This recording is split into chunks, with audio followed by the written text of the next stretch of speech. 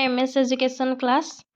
तो स्क्रीन रे आपण ज्ञानदीप 2.0 रो बेसलाइन टेस्ट 2026 रो ओडिया रो क्वेश्चंस देखि पारुथिबे, जार वेटेज 20 मार्क्स रो रही आ समय आपन को 40 मिनिट दिया जाइछि। क्लास 10th रो ज्ञानदीप रो एग्जाम चलछि, जार एग्जाम आज एमआईएल थिला आ आपनकर जनरल साइंस थिला।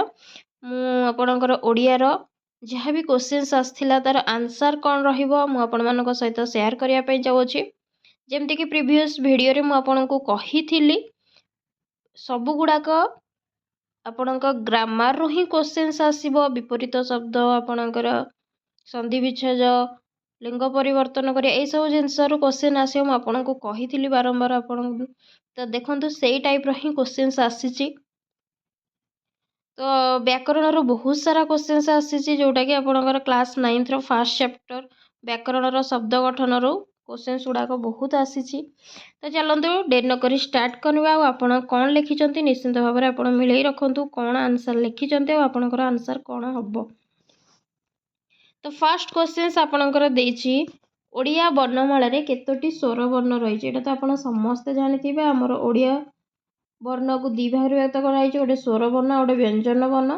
तो स्वर वर्ण आपणकर 11टी रही। देन क्वेश्चन नंबर 2 देछि भाव विनिमयर सर्वश्रेष्ठ माध्यम कौन। आम मन भीतर जो भाव को आम अन्य आगे प्रकाश करने कौन यूज करती भाषा ही यूज करथांती। तेणु भाषा होती आपणकर right answer. Then question number 3 देछि जेउथिरु वस्तुर बा व्यक्तिर संख्या जना पड़े ताको कौन कहती। तो आमे ताको संख्यावाचक विशेष्य ही कहवा। जो वस्तुर व्यक्तिर संख्या जना पड़े ताको कौन कहवा। तो मो मत तो संख्यावाचक विशेष्य हम। आपड़ कौन चिंता कर निश्चित भाव में कमेंट करेंगे। देन 4 नंबर देछि लाभ करिवार इच्छा। तो लाभ करिवार इच्छा होची लिप्सा। तो एटा भी आपणकर 9th रो ही क्वेश्चंस टा आपणकर 9th रो फर्स्ट चैप्टर रो क्वेश्चंस लाभ करिवार इच्छा लिप्सा हबो आंसर।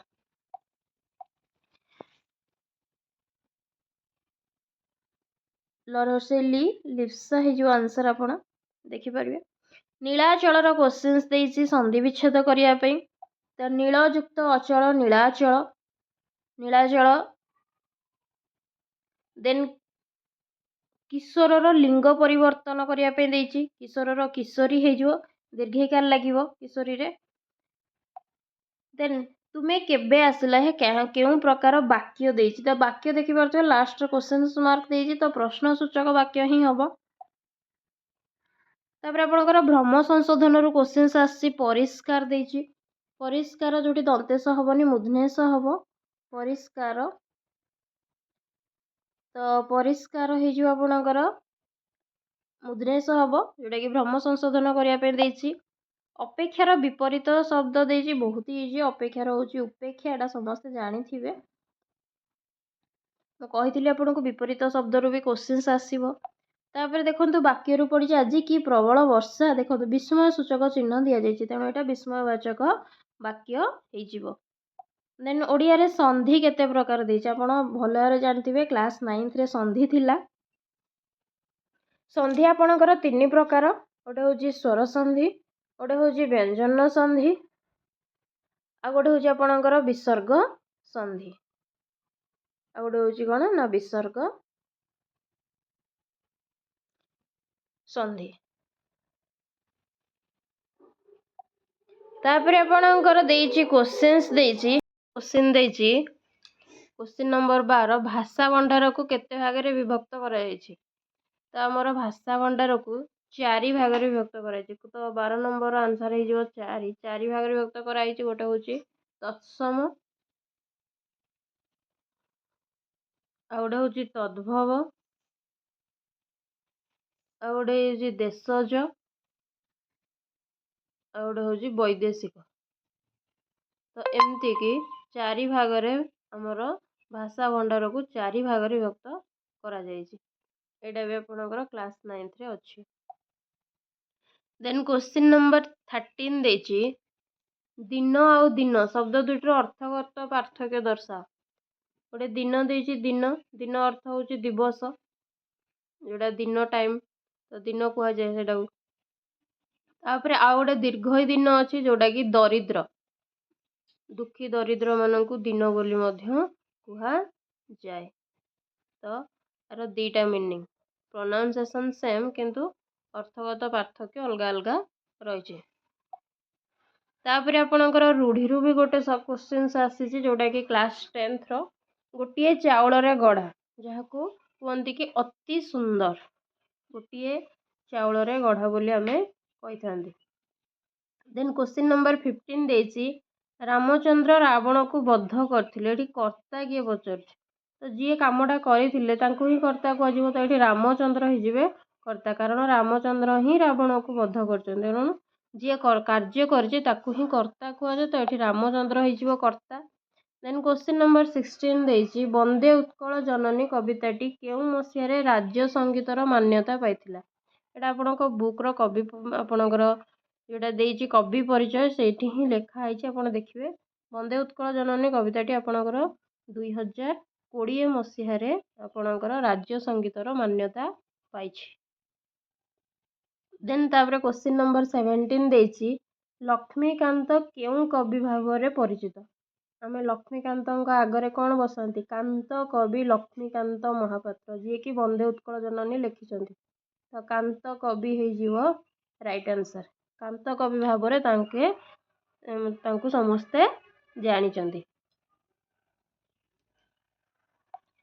तापर आपणकर डगर पत्रिका केबे प्रकाशित होता है ये भी आपणकर कवि परिचय अच्छी बुक्रे 1937 मसीह आपणकर डगर कविताटी पत्रिकाटी प्रकाशित होता।